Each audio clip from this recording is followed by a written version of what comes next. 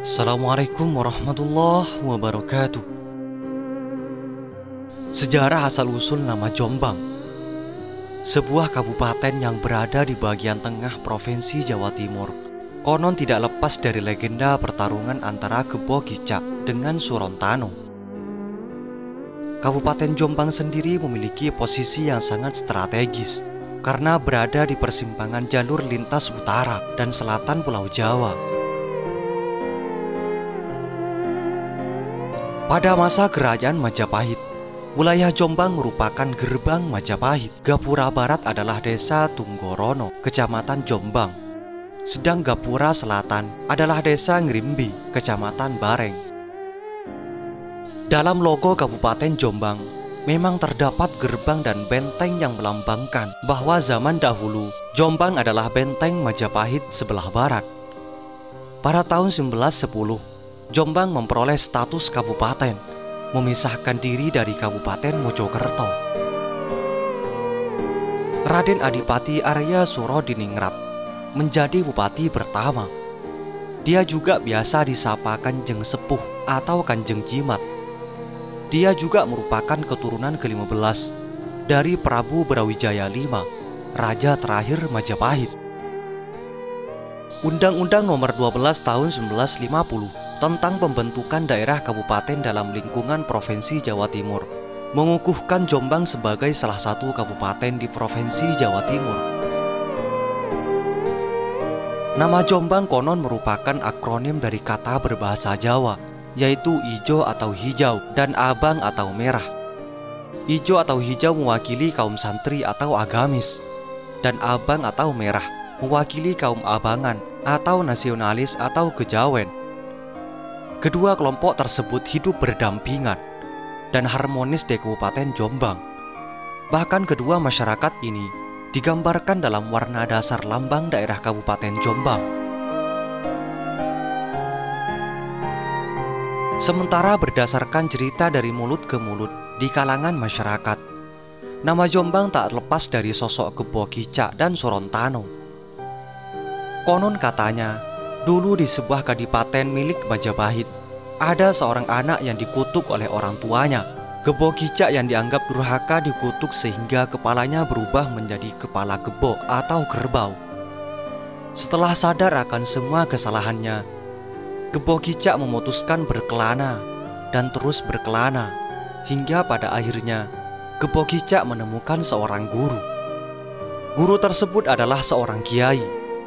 Dengan terus mengingat kesalahannya dan menanggung kutukan, Gebo Kicak berguru bertahun-tahun untuk menebus perbuatannya. Setelah sekian lama, dia akhirnya benar-benar sadar dan berhasil menuntaskan pembelajarannya. Akhirnya dia dikenal sebagai orang yang tak hanya sakti, tetapi juga begitu soleh. Lantas siapa Surontano? Di kala itu, di kadipaten asal Gebo Kicak yang kelak akan disebut Jombang, ada seorang perampok sakti yang bernama Surontano. Ia adalah orang yang paling ditakuti oleh orang-orang kadipaten. Bahkan adipati yang tak lain ayah Gebo Kicak kehabisan akal untuk mengusir atau menghentikan Surontano. Dengan cepat terjadi huru-hara di rumah kadipati. Gebo Kicak yang mendengar kabar itu berpamitan kepada sang guru dan berusaha menolong orang tuanya untuk menebus dosa. Sayang usahanya telah sia-sia. Sang ayah telah terbunuh di saat Gebo Kicak menapakkan kaki di kadipaten. Gebo Kicak yang telah kehilangan kesempatan untuk menebus dosa-dosanya begitu marah dan putus asa. Dengan penuh rasa marah, dia mengejar Surontano hingga beberapa hari ia berhasil menemukannya. Saat itu juga terjadi pertempuran hebat yang berlangsung antara Gebo Kicak dan Surontano. Menurut legenda, ketika mereka bertarung, keluar cahaya hijau dan merah.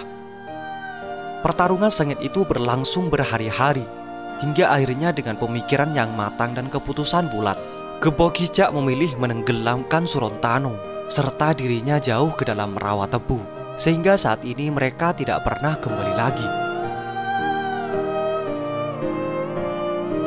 Versi kisah lainnya, salah satu mengisahkan bahwa Gebo Kicak adalah sosok kesatria. Dia mengobrak-abrik kerajaan Majapahit untuk mencari ayah kandungnya yang bernama Patih Panggulang Jagat. Setelah bertemu Patih Panggulang Jagat, Gebo Kicak diminta menunjukkan bukti bahwa dia benar-benar anak sang patih. Cara membuktikannya tak mudah. Gebo Kicak diminta mengangkat batu hitam di Sungai Berantas. Dalam upayanya itu, Gebo Kicak harus berkelahi dengan bajul ijo. Usaha Gebo Kicak membuahkan hasil. Setelah berhasil membuktikan bahwa dirinya anak kandung Patih Panggulang Jagat, Gebo Kicak diberi wewenang menjadi penguasa wilayah barat. Ambisi kekuatan yang tinggi membuat Gebo Kicak tak pernah puas. Dia bertarung dengan saudara seperguruannya yang bernama Sorontano demi memperebutkan pusaka banteng milik Sorontano. Konon pertempuran kedua orang tersebut berlangsung amat dahsyat. Saat keduanya bertarung, muncul cahaya hijau atau hijau dan abang atau merah. Dari penggabungan kata hijau dan abang tersebut, muncul sebutan Jombang. Kini warga hijau dan merah tua begitu mencolok dalam logo Kabupaten Jombang. Warna dari perisai berarti perpaduan dua warna, ejo dan bang, ijo dan abang, sama dengan Jombang. Warna hijau bermakna kesuburan, ketenangan, dan kebaktian kepada Tuhan Yang Maha Esa. Sementara warna merah berarti keberanian, dinamis, dan kritis. Tapi ada pula yang menyebut ijo mewakili kaum santri atau agamis, sementara abang mewakili kaum abangan, nasionalis, atau kejawen.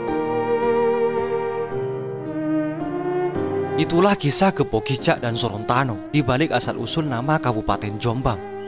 Semoga ini menjadi wawasan bagi kita semua dan menjadi pelajaran atau pengetahuan bagi masa yang akan datang.